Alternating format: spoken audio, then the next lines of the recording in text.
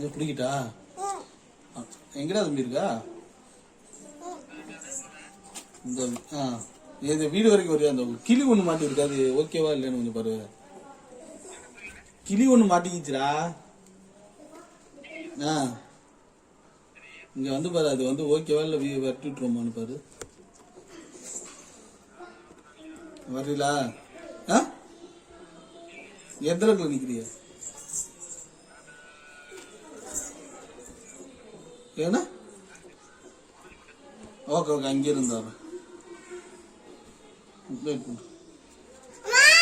சரி மூடி வச்சுக்க நான் போயிட்டு கூப்பிட்டு வந்துடுறேன் இவனை கூட்டிட்டு போங்க வாடா போ